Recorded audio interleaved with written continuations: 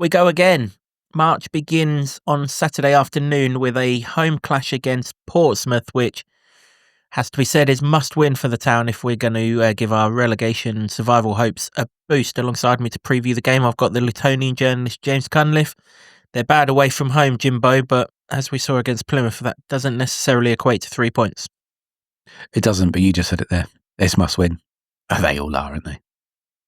We'll preview the first of potentially 12 must-win games right after this intro. I believe our supporters are the best supporters in the country. I love this town. I love this town. I love this town. You know what I love about this town is actually you. Everyone in it has got this massive soul. We're Luton people, and that's what we care about.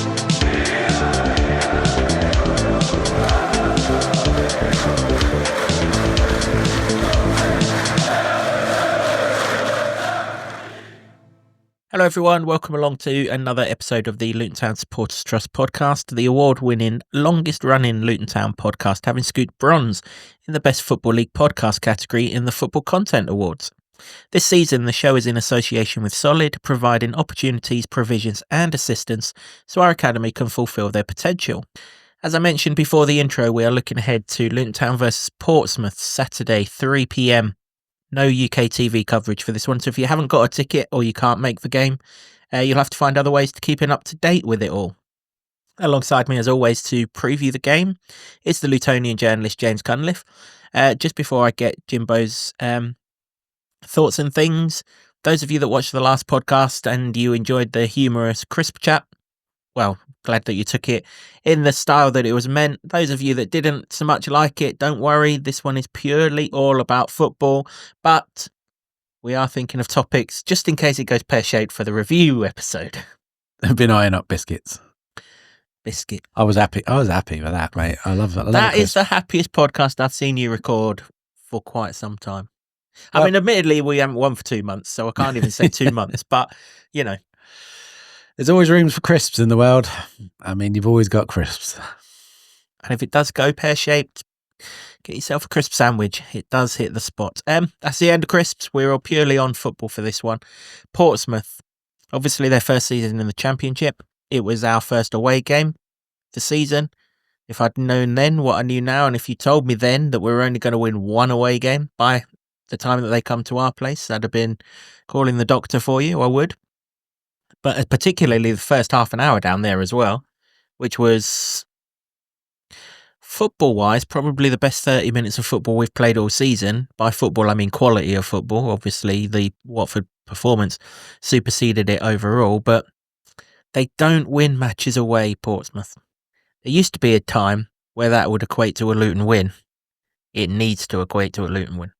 We can't afford not to beat Portsmouth here. They, in the same way that we really had to beat Plymouth, we can't keep making those same mistakes again, and that's the thing now, isn't it? When you have gone for however many games it is now, 12, without winning, it just piles on pressure after pressure on games, and the end of the season is going to be pressurised anyway. But there's a certain handful in this run-in that you wouldn't expect to get anything out of, but Portsmouth is one that you have to.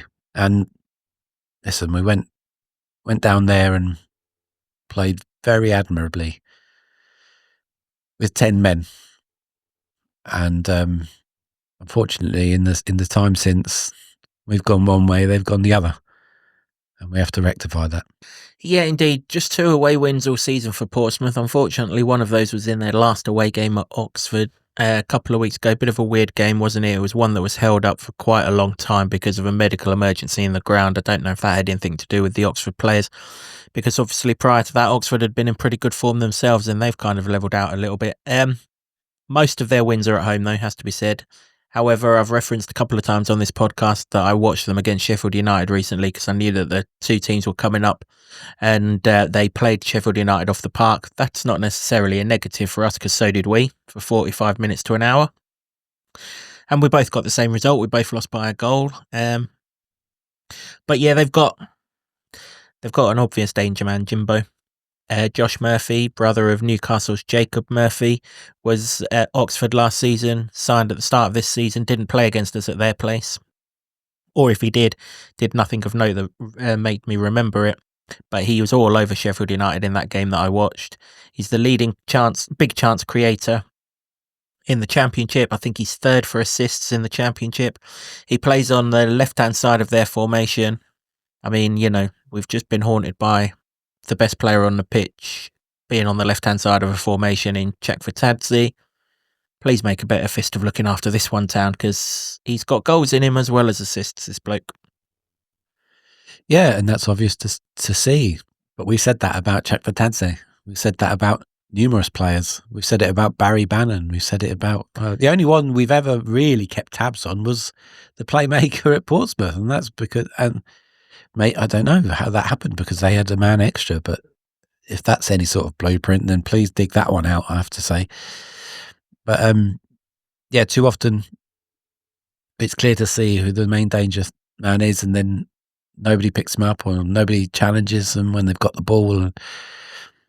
And it didn't always used to be like that. If you just look at the two Watford games in isolation, then we swarmed all over Chakvetadze in the home game. What do we get? 3-0 win. Let him do some damage in the game at the weekend at Vicarage Road. And look at the result we got. So that's the lesson. Well, there's many lessons to be learned. There's many lessons to be adhered to. There's many things to change and many problems to solve. But there's one of them. God, if we were going to school to learn the lessons we've got to learn, we'd still be there until about year 46, wouldn't we? Yeah, it does seem like that because a lot of the words about the things that we're seeing are that they just have to work harder and stuff like that. And I'm not sure that's happening. I mean, no, let me change that. Sorry, I fully appreciate and expect that they are working hard. I do. I wouldn't ever level that at them. But whatever's being worked on is not being seen on a match day. Yeah, I would agree. I mean, I would like to think they can't work harder. I know it's the natural phrase, we've got to work harder, but I would like to think they are working as hard as they possibly can because the situation is that dire, and if they're not, well, they should have been, and they should still be. I think I think probably people will have to understand it's probably just a catch-all phrase when you're not going to really go into like pinpointing all the major problems in a public forum about what's gone on with your team. I think that is the phrase. It's just like a media trained phrase, for want of a better word, that doesn't really mean anything because yeah, you should be working hard. But the problem that we've got is we've heard this phrase 34 times. You keep saying the same thing. Eventually, it just becomes a dull noise. And that's where we're at with that. And let's hope that Matt's not going down the same route that we got to with Rob, where no one was taking any notice, really, fans-wise, I mean, of what he was saying. To be honest, I think we are kind of getting there. It's not his fault. He's trying his, he definitely is trying his hardest, isn't he, Matt? But, he's got the same restrictions in terms of what he's got available to him as what Rob had. But, that's not to say that it was wrong to sack Rob. The time had long since passed to do that. He'd looked out of sorts, and we referenced how bad he looked for a while, long before he was dismissed. And, and as I said in the last one, there has to be a discussion at some point as to whether he is the man to rebuild this if indeed we do drop into League One. That's for another day. A couple of other Portsmouth references. Callum Lang, that's his name. I think I referred to him as Clubber Lang in the first podcast because I must have just been watching Rocky 3 or something. He's out injured, so I won't need to get him confused with his fictional Rocky namesake. Yeah, at least he can't sucker punch us then. No, he can't. No. Another one who plays for them, though, Dan Potts' brother, Freddie Potts. Could do without a Potts coming back to haunt us. The last Potts that come here, I think, was Brad Potts at Preston, wasn't he? And he scored that worldie a couple of seasons ago. Let's hope that doesn't play out on Saturday as well. Oh, wasn't there a Potts involved in that Blackpool side that knocked us out of the playoffs? I think it was the same one, Brad Potts. The same one, yeah. Oh, I wouldn't mind a Potts that concedes one or throws one in, chucks one in, own goal, something like that. But That's the thing, isn't it? You're looking at all these players that come down here and just hoping everyone has an off day, because at some point in most of these games that we've been seeing, we've made some players look very, very good when they perhaps haven't been. No, that's right. Just one centre forward for Portsmouth, Colby Bishop. He missed the game down there. I referenced it at the time. He had heart issue. Obviously, that was particularly relevant to us as well, because we were still where we weren't we with Tom. He's back in the team, and obviously, hopefully, Tom will be for us heading into next season. But yeah, he's their main goal threat. He was their top scorer last season. It's his goals really that reinvigorated them this season. So he's another one to keep tabs on. Him, Murphy. If we can shut them two out, it will give us a much, much, much better chance of, well, at least keeping them out. Whether we can get something at the other end, that is to be seen. Let's switch the attention back to Luton. There has to be changes here, right? There just has to. I mean, listen, I'm hoping there's changes anyway, because obviously we're missing two key men in the defence, and it showed within 10 minutes at Watford. But there has to be changes. Do you know what? I wouldn't be surprised if we get another one of those team sheets that's got 7 changes on it. And I'd kind of go for it, because if we're phasing out as I said in the last podcast, if the rebuild is starting and we're phasing out and we're going with who we can go forward with, there's a lot of players in that team on Sunday, who we won't be able to go forward with, even if we wanted to. And there are plenty that we shouldn't want to go forward with, to be quite honest. Yeah, I've been thinking about that since you said it. And I don't necessarily think that that's what will happen. But the more that it percolates in my brain, I think you've signed or brought in 8 players in the January transfer window. Presumably they're the players that you want going forward. And they don't all cross over in the same position. So it would make sense to get them out there playing. That's what they were brought here to do. We were marvelling at the sort of attacking talents that we've got. And, Las Nordas had a decent first game, probably should have scored. Obviously in the same game, Asgard looked very good. But there have also been points where Asgard's been bypassed because the football's been in the gods. And Nordas didn't have a very good game at Watford, but he wasn't alone. So we haven't seen the full extent of this attacking prowess, and we've really not seen Millie Ali much at all. Josh Bowler, obviously used sparingly, only came on because Shandon came on and then had to go off again. I mean, if we'd done that game in full, I would have asked you what position he came on in, because it wasn't really immediately apparent. You're absolutely right with what you just said. We signed 7 players in January, 8 if you include Lamine. Only 2 of them overlap in the same position, Bowler and Izzy Jones. And even then you could play Izzy Jones behind Bowler if in a absolute we want to get all 8 in situation. So there is no reason why we've abandoned this too quick. Did we abandoned this? I mean, I'd love to know the reason why we abandoned this. But we abandoned it after Sunderland away. It wouldn't matter what formation we played at Sunderland. We weren't going to go and win at Sunderland. Until Hull won there at the weekend, no one had looked like winning at Sunderland, and we sure as hell didn't. Okay, yeah, for 45 minutes, we were absolutely all over Sheffield United. We were all over them. But I referenced it then, and I've referenced it since. Once they matched us up, the same old problems with that formation rang true. And we've seen it in both the games since then.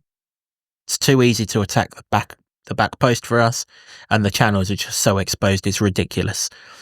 We need to go back to the formation that we recruited for. If we're going to go down, at least go down with the plan that we planned in January. Otherwise, we've just absolutely wasted January. What was the point? Might as well have just kept Edwards if we were going to waste January. Yeah, I can fully understand that point. And I'm not far off that as well. Obviously, we don't need to continually go over the 3 at the back. I don't think it works. My hunch is that they tried it for Sheffield United because it went so badly at Sunderland, they had to make changes. So there was a 7 that came in, and we saw that ruthless streak. And when it worked, as it did in the first half, you're thinking we might be onto something there. So I understand why they might go with that again. And also he's talked up in the last few matches. Rightly so, because it's probably been one of the brightest sparks. He certainly was against Watford, Izzy Jones as a wing back.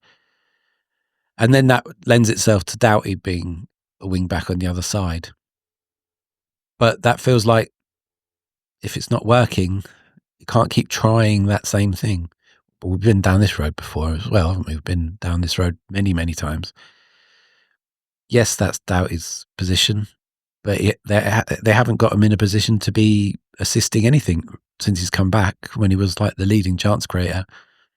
Izzy Jones, very good getting to the box, and then his delivery has let him down, but at least he's showing some sort of spark. That's probably where that is. It's just a hunch.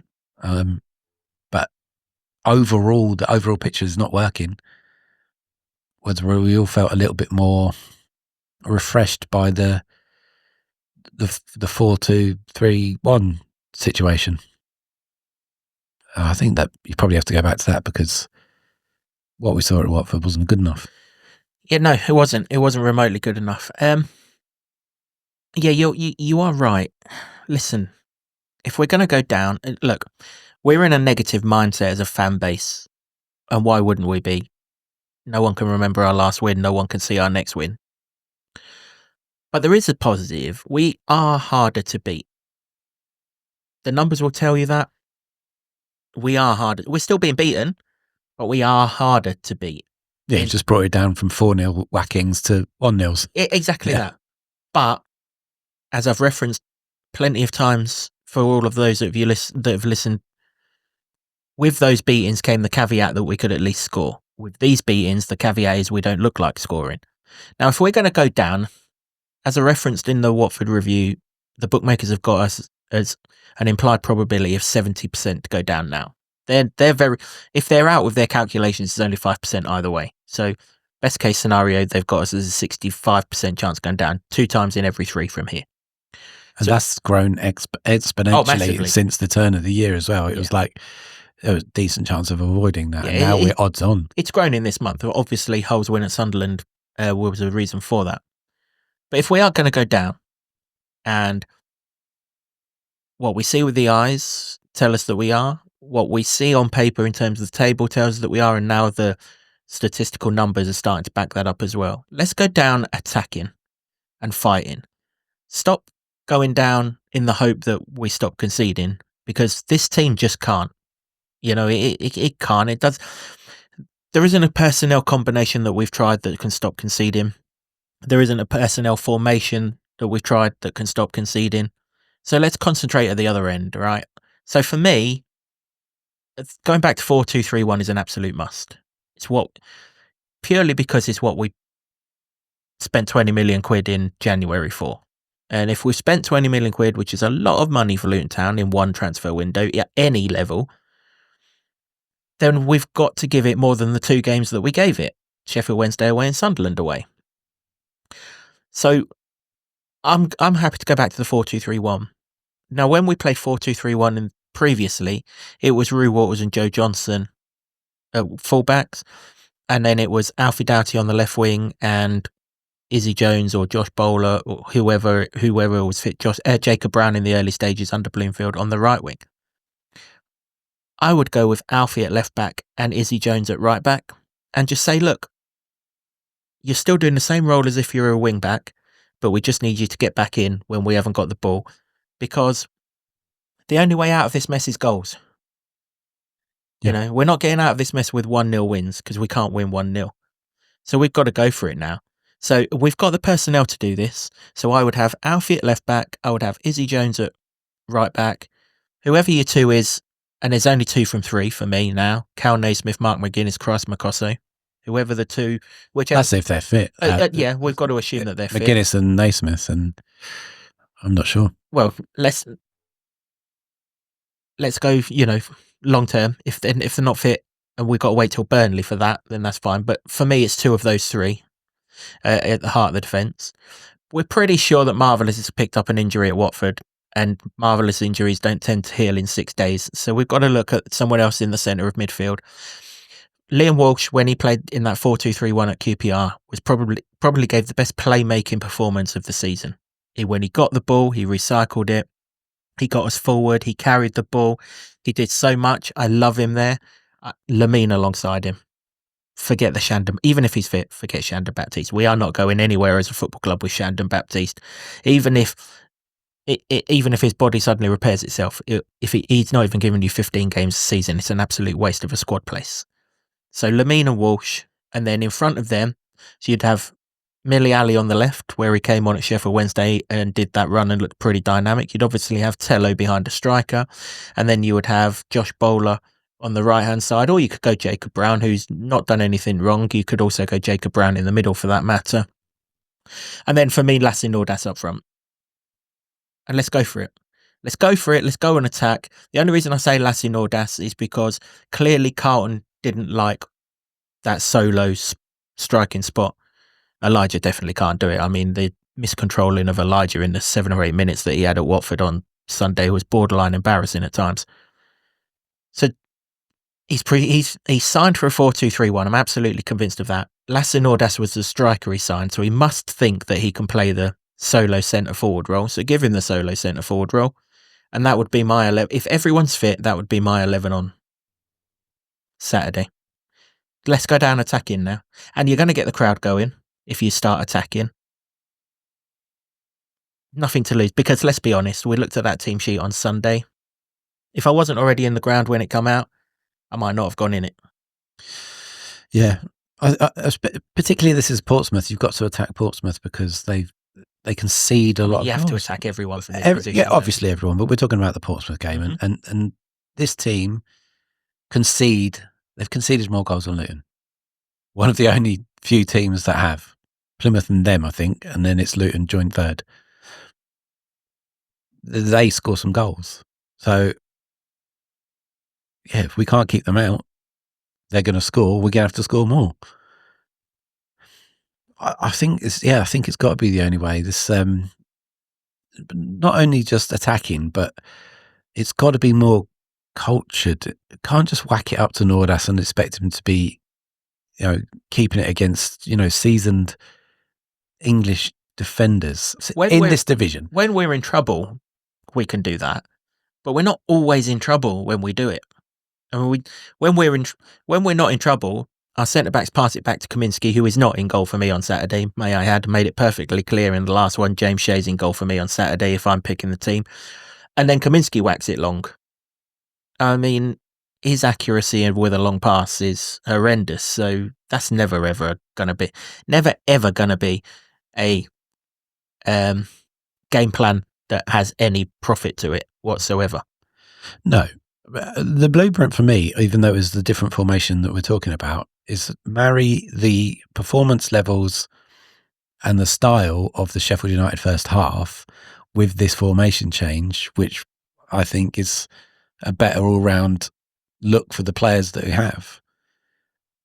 But going long all the time, it wasn't bouncing off. And that could be that, you reference Elijah, it couldn't control it against Watford and it was very frustrating.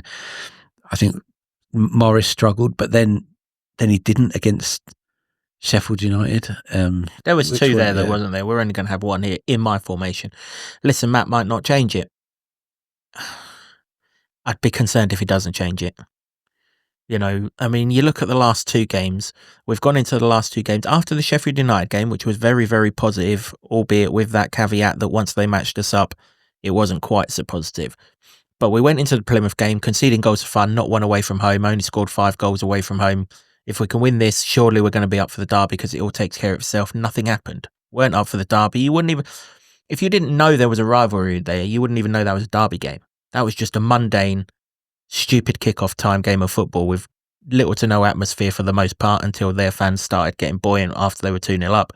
And little to no intensity on the pitch. I mean, I've seen more intensity in a kids' game than there was in that second half. And that's the thing. Look, this team can't stop conceding. You could build a brick wall in the goal and they'll find a way to put the ball through it. We need to go down attacking now. Lowest scorers in the Championship. That's embarrassing enough as it is. Let's go for it. Let's just play 2 attacking fullbacks. Do you know what got us to where we are or where we were? 2 attacking fullbacks. So let's play 2 attack. I know the game's changed and there's all this fear and everything else. Don't go down with fear. Go down having a go and attacking. If Jack Stacey can get Luton into the Championship, Izzy Jones can play right back and get Luton out of this mess that we're in. Ditto the other side, James Justin and Alfie Doughty. Well, there's certainly going to be very few players that are going to run past Izzy Jones anyway. And Murphy that's for being sure. one of them down that side is a key matchup. So match him up with the fastest player you've got. Don't match him up with Rue Waters. Kid has not looked the same player since he come back from that broken foot. He will be in time, I hope. I'm not writing him off by any stretch of the imagination. But you've got Izzy Jones who can play there. Does he want to play right back? He probably doesn't want to play right back. But do you want to play League One football next season, Izzy? You probably don't want to, so needs must. You just got to look at the players they signed. There's no point. We were so buoyant by the transfer window because they signed attacking players. We needed the goals, signed attacking players. Got to let them tack. You got to let them play. You got to give them a chance. And if it isn't become abundantly clear that the current players that were here before the window opened aren't currently able to stick it in the onion bag, what are your options? Use those ones. Yeah, absolutely. We've seen enough from Lassie to suggest that there's a player there. I mean, listen, in an ideal world, would we want to start Lassie Nordas now based on the long time between him playing his last game in Norway and now? No. But the world we're in right now couldn't be any further from the ideal one as what it is, could it? We are in the least ideal world situation that we can possibly be in. So go down fighting. And fighting's the word. Don't go down with that tame rollover nonsense that we got on Sunday. I mean, crikey. Fans are going to find it hard to get behind this team after that anyway, because, all the sound bites that came before it where we'll give you a performance that makes you show that we know what it means to you fans. Well, no, you didn't. It's going to be hard enough. And I urge everyone, and I've done it for the last few times, I urge everyone who's got a ticket on Saturday to try and make the Kenny as hostile as possible. Whilst the outlook is as bleak as it's looked for a long, long time, there is still a route out of this if we can get a result on Saturday. And we've got to do our bit in the terraces. And if we do go down, let's not have any regrets from our side that we've not done our bit to try and keep the boys up. I actually thought pre-game, the atmosphere in the Luton end on Sunday was Derby Day special. Unfortunately, it wasn't replicated on the pitch. Yeah, it was good before the game, and then it was good for about 10 minutes, and then the inevitable happened. But and also fair play to all the Luton fans that went there, because you didn't have to generate that atmosphere with a drum and handed out flags. So well done. However bad this season is, we don't need a drum. No. And certainly not in the new stadium when that happens as well. So, yeah, listen, when you're running out of all the options that we're running out of consistently, we seem to be running out of options every single game. There are still some. It just feels bleak, and it seems bleak, and it looks bleak at the moment. But if you don't, if you don't change anything, nothing changes, essentially. That's it, isn't it? This isn't a short-term thing that needs fixing. This is a long-term thing, and you're only going to fix it long-term if you'd make a radical change. We made a radical change last Saturday, and for 45 minutes we'd fixed it minus the goal. Had we got a goal on the end of that, it'd have been a completely different ballgame. But our season is ifs, buts, and, well, not happenings really, isn't it, rather than maybes. There are ways to lose football matches, and there are ways to get relegated. Last season was the way to get relegated. Giving it your all, getting the ball down, having a right good go at the opposition. Forget the fact that the opposition now Portsmouth rather than Liverpool and Man City. It's irrelevant. We've got to get back to that mentality now, that if we're going down, let's go down, getting the ball down and having a right good go. If we concede at the other end, well, hey presto, we're going to concede anyway. It's just an admission that we have to accept. But let's at least turn our attacking output around. 4 goals in 8 games. By the time we get to 12 games, let's try and get that into double figures. So 6 in 4. It's not asking a great deal. I know Burnley's going to be a tight one, but you look at the other 3, Middlesbrough and Cardiff. There are goals in those 3 games, but we've got to go and exploit them. But you're only going to score goals if you get men in the box. Where was our best chance on Saturday? Carlton in the corner flag crossing to Izzy Jones, who was only on the fringes of the box if he was in it at all. That's the only person he had to cross to. You're not going to score goals in that. You need 2, 3, 4 people in the box to pick people out. I mean, lots of people were quite rightly criticising the status of Alfie's corners on Sunday. They were either hitting the first man or the goalkeeper was throwing his cap on them. But ultimately, he was looking for one man in amongst 4 or 5 in that box. We need more and more men in the box, and that 4-2-3-1 will allow them to do it. You can get your wide players into the box. You've got your solo striker. You've got Tello Asgard, who doesn't even need to be in the box, as we saw against Sheffield United. He can create something out of nothing from outside the box.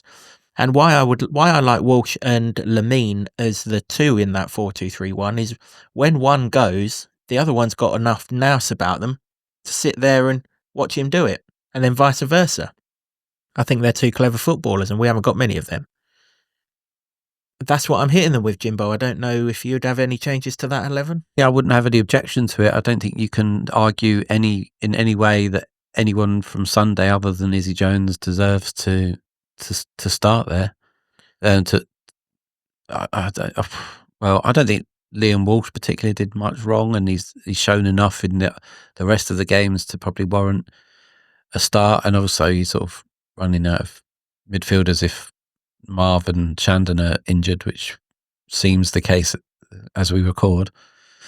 I mean, who knows the status of Clark, but if Baptiste is coming on before him, it's a bit of an indictment for where we are, because, game before Baptiste lasted 5 minutes before he got injured, and we still didn't bring Clark on first the other day. So, for what it's worth, I think Shandon Baptiste is a better footballer than Clark, but he's nowhere near as robust as Clark, is he? But either way, I wouldn't have either of them in my 11. The thing I like about the 11 that I've just named, with the exception of Alfie Doughty, who is, I've more chance of playing League One football next season than Alfie Doughty, is you can go forward with all of that 11 minus James Shea. We need to sort the goalkeeper situation out anyway. But the rest of that 11, Cal Naismith may or may not be here, but if you're picking him and you're leaving Christ out, then obviously Christ would go in for him next season. That 11 you can go forward with next season. We'd obviously have to sign Josh Bowler permanently, but you get the gist of where I'm coming from. It's got none of the senior players in it that have been letting us down for so long. And it's an 11 that even if we go down with this 11, with a bit of continuity and a bit of a run of games in this formation, can at least hit pre-season knowing exactly what is required for the first game of next season, which we didn't have going into this one. In fact, our first starting 11 this season was just a basket case and reflective of what the season's come. Well, yeah, when you look back on it in hindsight, it certainly is. We all thought that would be just a temporary situation because of the injury situation. But although that's eased, clearly that's been a massive, massive problem for Luton for the entire season. But I think that while you've got you've got options now, haven't you? That's the main thing. While you've got these options, you've got to kind of use them, and otherwise it doesn't make any sense to have signed them, really. And when people will, have questioned the 2 previous transfer windows, and maybe they start to question this one if the players that you bring in aren't utilised. Surely you thought they were good enough. They can't all not be. And certainly not off the back of just playing Sunderland away. Yeah. And you just need a reaction from that Watford game, because it didn't carry the required fight. Never mind quality or any of that other stuff. Just didn't require the level of fight that is needed in a relegation battle, regardless of that being a derby or not. The amount of times that Watford waltzed through Luton players that didn't put a tackle in, or even if they did, they still got through them. Or if there's a 50-50 ball, a yellow shirt won it.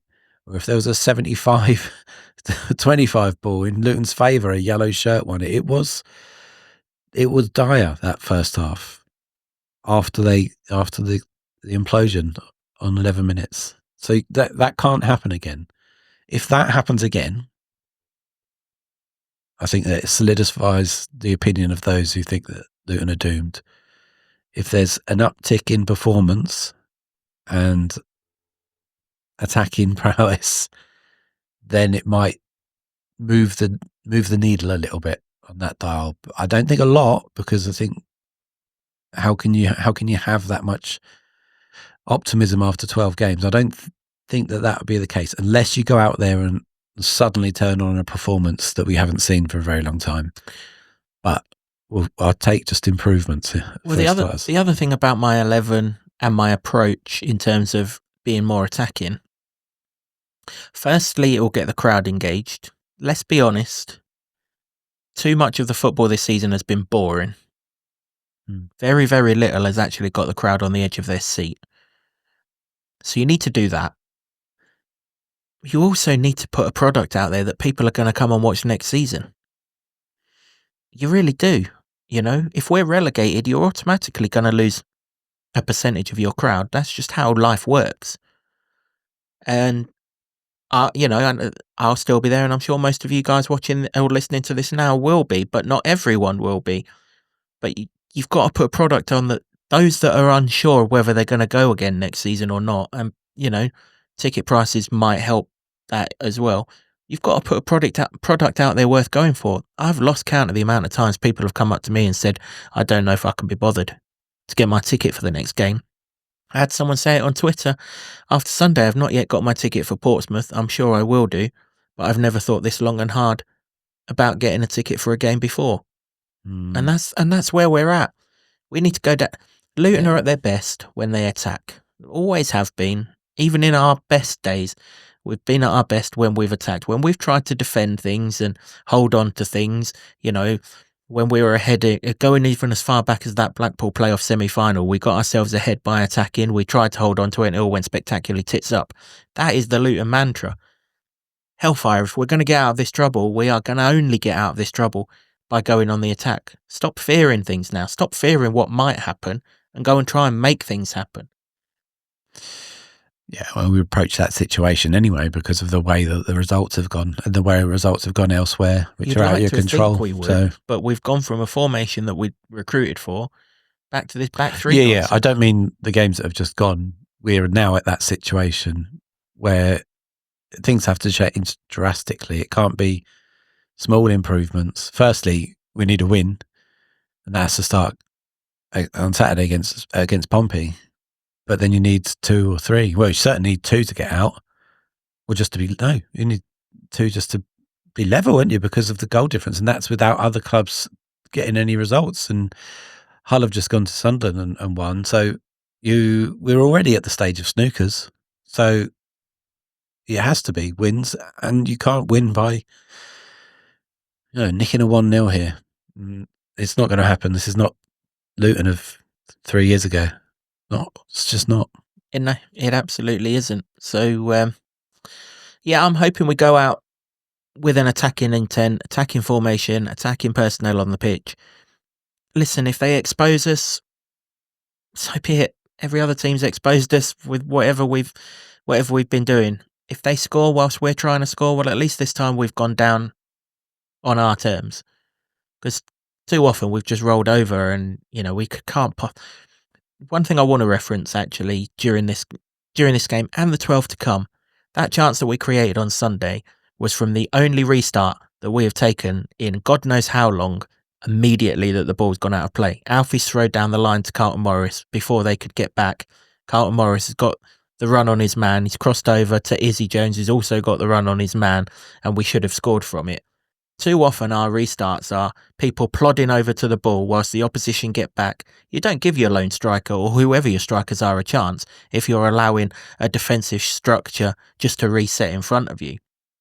More of that, please. More urgency to get the ball in play, even if you end up throwing it to the opposition because you're rushing or whatever. At least the ball's in play.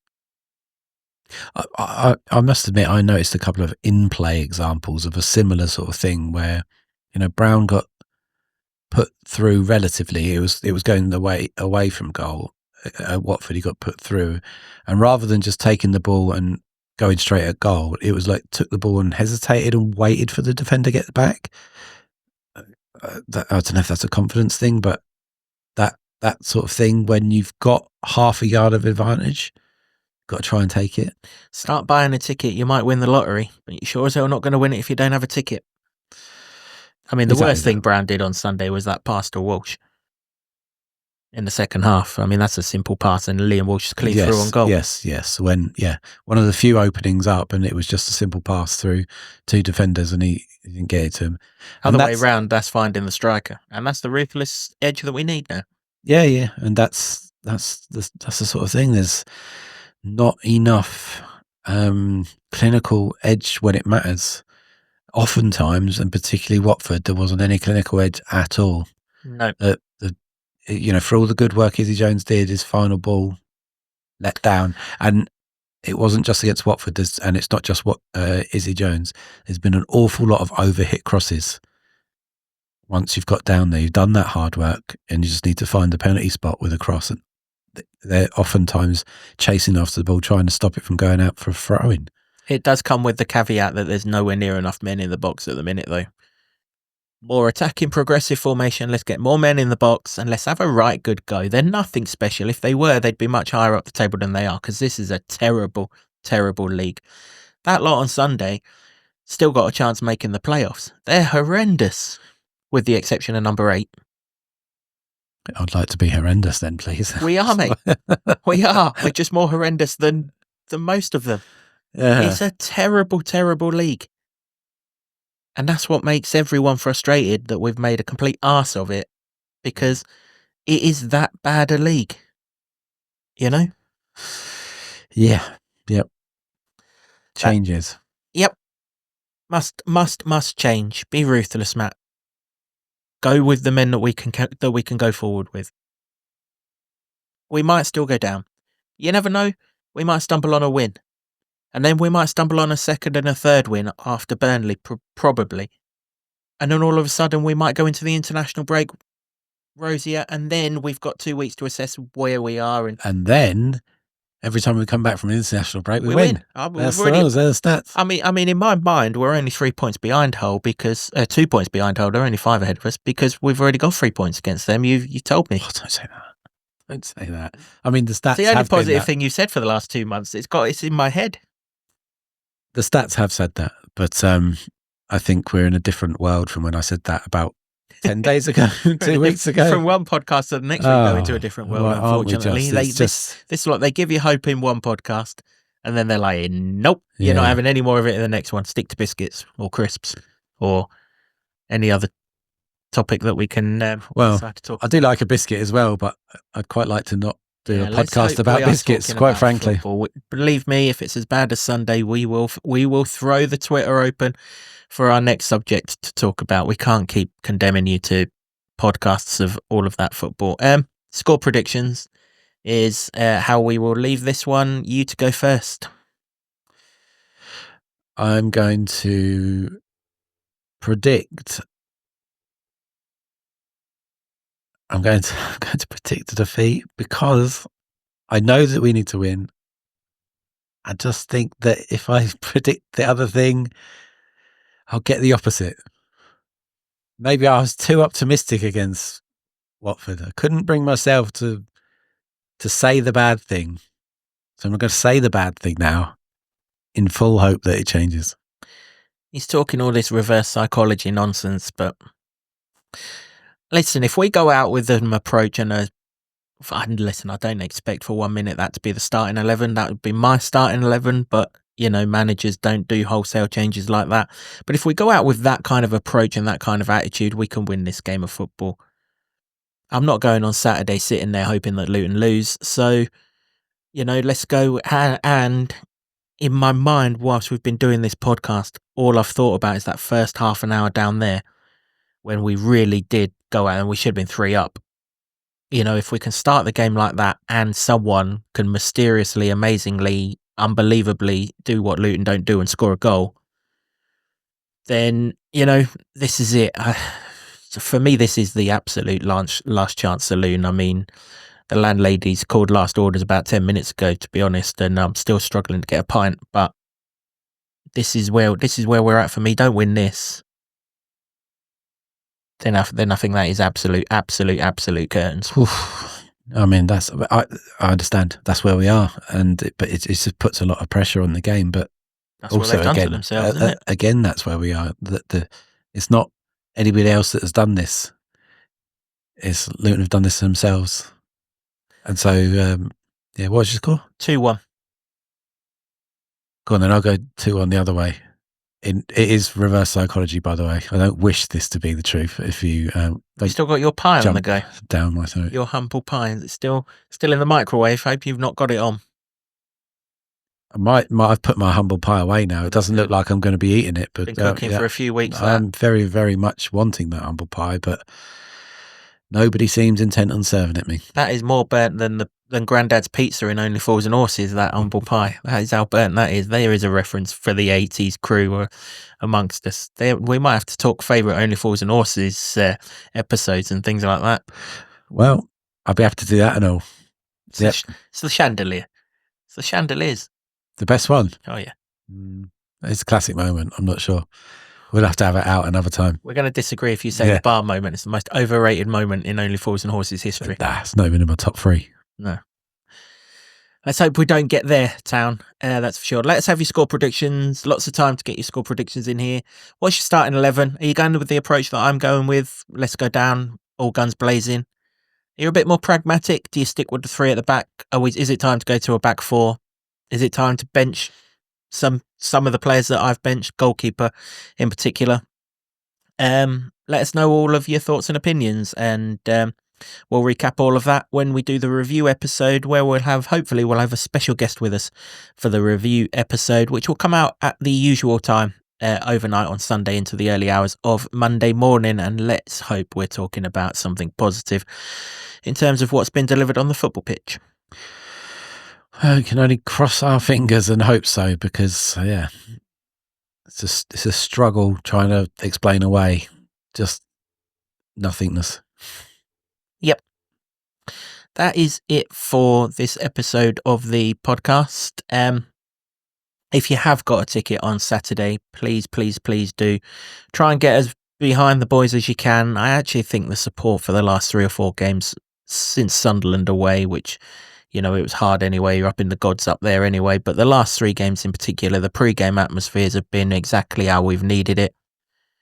Not always been replicated on the pitch, unfortunately. Let's hope there's a meeting of the two, the pre-game atmosphere and the performance on the pitch, and we can get the job done.